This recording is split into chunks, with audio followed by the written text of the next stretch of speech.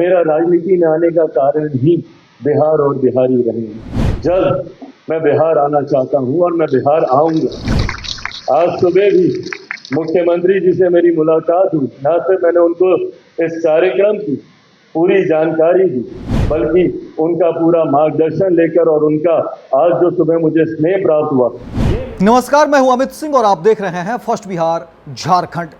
देखिए, बिहार की राजनीति गलियारे से बड़ी खबर देने जा रहे हैं और यह खबर फर्स्ट बिहार झारखंड पर देखिए पहले ब्रेक हो रहा है।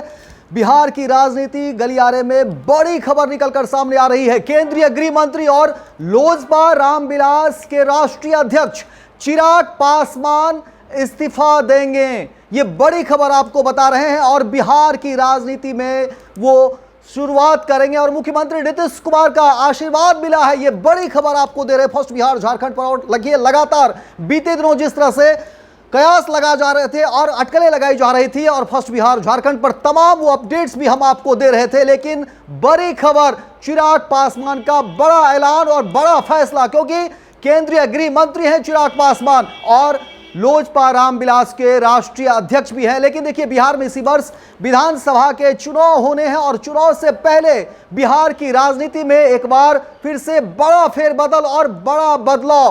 क्या होगा बिहार की राजनीति की दिशा और दशा, क्योंकि चिराग पासवान जो अब तक केंद्रीय मंत्री हैं और लोजपा रामविलास के राष्ट्रीय अध्यक्ष भी हैं, लेकिन बिहार की राजनीति में अब वो कदम रखेंगे, यानी कि बिहार विधानसभा चुनाव में वो खड़ा होंगे, यहां से वो तैयारी करेंगे और बिहार की राजनीति को लेकर के अब जो है वो आगे बढ़ेंगे। अब से पहले वो देखिए केंद्रीय गृह मंत्री हालांकि अब तक है, लेकिन इस्तीफे की खबर निकलकर सामने आ गई और देखिए चिराग पासवान का बड़ा खुलासा हुआ है। पूरी खबर सुनिए, क्या कुछ कह रहे हैं चिराग पासवान। कि मैं बिहारी पहले हूं और मेरा राजनीति में आने का कारण ही बिहार और बिहारी रहेंगे।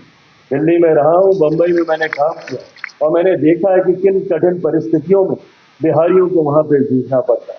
और आने वाले दिनों में मैंने खुल के अपनी इस मंशा को सामने रखा है कि जल्द मैं बिहार आना चाहता हूं और मैं बिहार आऊंगा। आज सुबह भी मुख्यमंत्री जी से मेरी मुलाकात हुई। न सिर्फ मैंने उनको इस कार्यक्रम की पूरी जानकारी दी, बल्कि उनका पूरा मार्गदर्शन लेकर और उनका आज जो सुबह मुझे स्नेह प्राप्त हुआ, ये मेरे इस विश्वास को और ज्यादा बढ़ाता है कि जिस लक्ष्य के साथ मैं चला हूं, जिस संकल्प के साथ मैं चला हूं, बिहार को फर्स्ट बनाने का, बिहारियों को फर्स्ट बनाने का, उस लक्ष्य को, उस संकल्प को हम सब मिलकर जल्द बस ये कार्यक्रम हम लोगों को काफी लाभ मिलने वाला और काफी ऐसी मीटिंग्स भी यहाँ पे प्रपोज हुई है।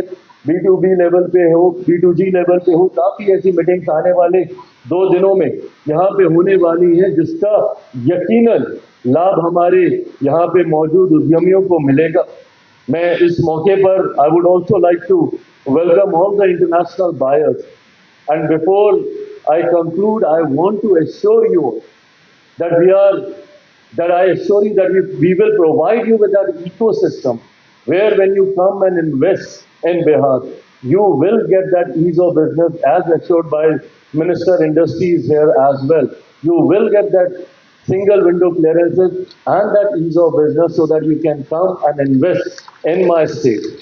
We have that potential and I am very confident that eventually when we want to become the global food basket, it will be my state Bihar which will be leading the vision of becoming the global food basket to the world.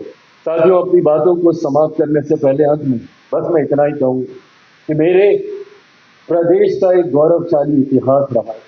ये एक ऐसी धरती रही है जिससे हमेशा से हम लोगों ने फख्र किया है और हर क्षेत्र में जब कोई दुनिया में शिक्षा के महत्व को नहीं जानता था, तब हमारे यहाँ नालंदा यूनिवर्सिटी का जिक्र होता था।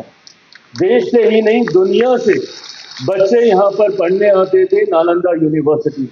माता सीता की ये धरती रही है, गौतम बुद्ध की ये धरती रही है, भगवान महावीर की ये धरती रही है, गुरु गोविंद सिंह जी की ये धरती रही है, चाणक्य की ये धरती रही है, आर्यभट्ट की ये धरती रही है, देश के पहले राष्ट्रपति की ये धरती रही है, लोकतंत्र की जननी ये धरती है।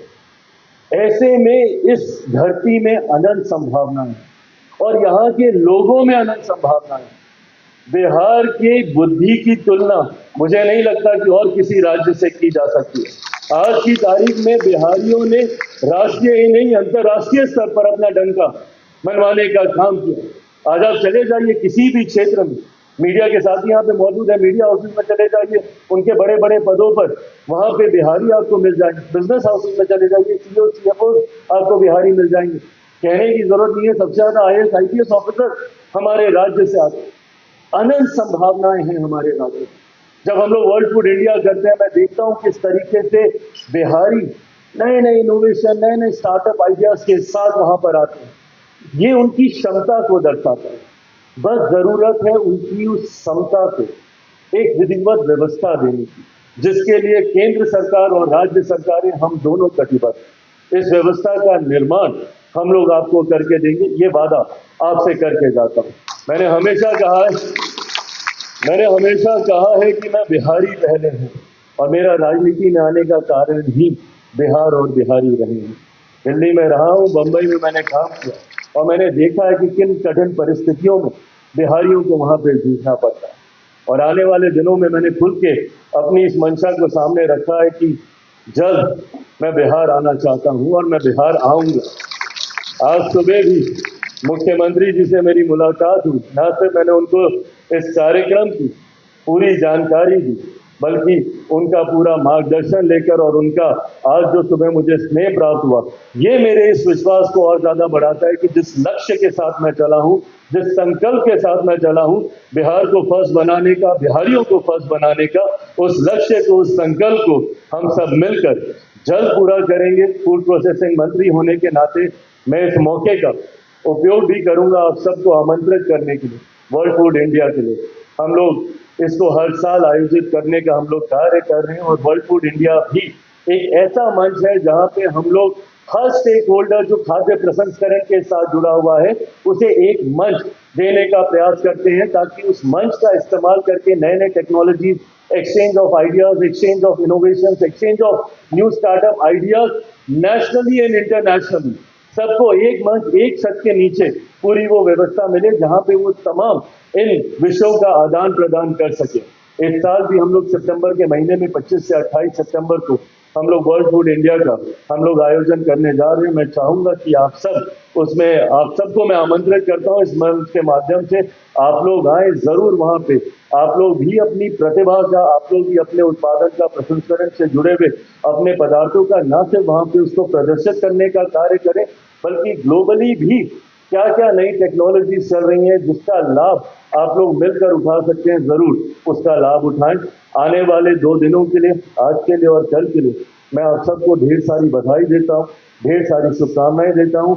यकीन ही नहीं, मुझे पूरा विश्वास है, और कल के बाद जब हम लोग समीक्षा करेंगे और इसके कंक्लूजन पे हम लोग पहुंचेंगे, तो उम्मीद ही नहीं, विश्वास है कि इन 2 दिवसीय कार्यक्रमों का हद से ज्यादा लाभ मेरे बिहारी साथियों को यहाँ पर होगा, हमारे राज्य को होगा।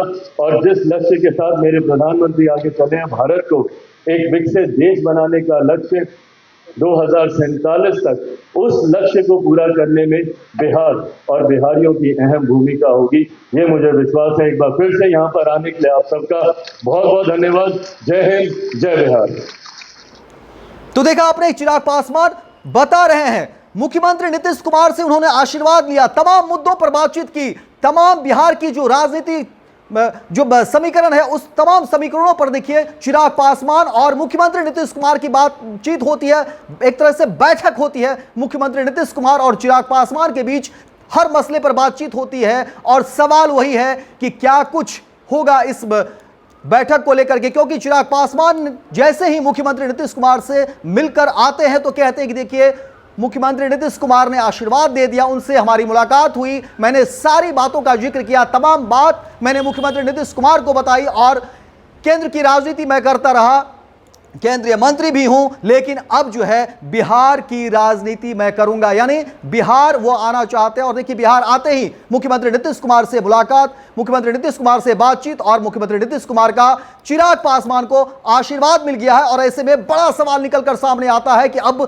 एनडीए की दिशा और दशा क्या होगी, बिहार का अगला मुख्यमंत्री कौन होगा, क्योंकि 2025 में बिहार में विधानसभा के चुनाव होने वाले हैं, और एनडीए की तरफ से मुख्यमंत्री चेहरे को लेकर के देखिए पहले ही कई सारी बातें कही जा रही थी। हालांकि नीतीश कुमार के नाम पर, नीतीश कुमार के चेहरे पर अब तक था कि एनडीए में चुनाव लड़ा जाएगा, सीएम का चेहरा मुख्यमंत्री नीतीश कुमार ही होंगे, लेकिन कई बार जो है इसको लेकर के कयास जो है अलग अलग तरह के निकलकर सामने आ रही थी, अटकलें भी लगाए जा रहे थे। कई बार अमित शाह जो गृह मंत्री है उन्होंने भी अलग अलग तरीके के बयान दिए, लेकिन अब कहा जा रहा है कि चिराग पासवान बिहार की राजनीति में एक बार फिर से नए तरीके से शुरुआत करेंगे और मुख्यमंत्री नीतीश कुमार का आशीर्वाद मिला है। इन तमाम चीजों के मतलब क्या है, मायने क्या है, वो भी खबर हम आपको बताएंगे, लेकिन चिराग पासवान ने स्पष्ट कर दिया कि वो केंद्र से जो है कहीं ना कहीं उन्होंने काम किया, लंबे समय तक काम किया, मुंबई में वो रहे, फिर दिल्ली में रहे, और अब जो है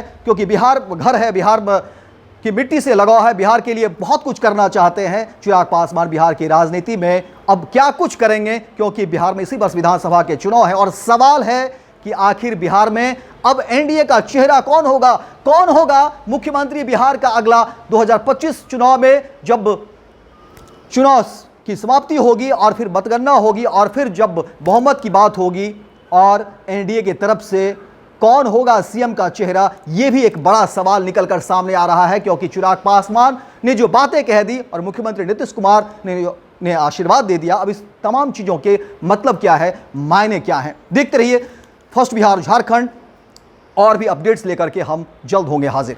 गोल, जहां 27 वर्षों के सफर में 17,000 से भी अधिक छात्रों ने डॉक्टर एवं इंजीनियर बनकर भरे सफलता की ऊंची उड़ान, जहां साधारण छात्र भी बिहार टॉपर्स बनकर बना रहे इतिहास। दूरदर्शी शिक्षाविद श्री बिपिन सिंह के मार्गदर्शन में मेडिकल एवं इंजीनियरिंग के लाखों छात्रों के लिए आशा की किरण के रूप में गोल, द रिजल्ट फैक्ट्री।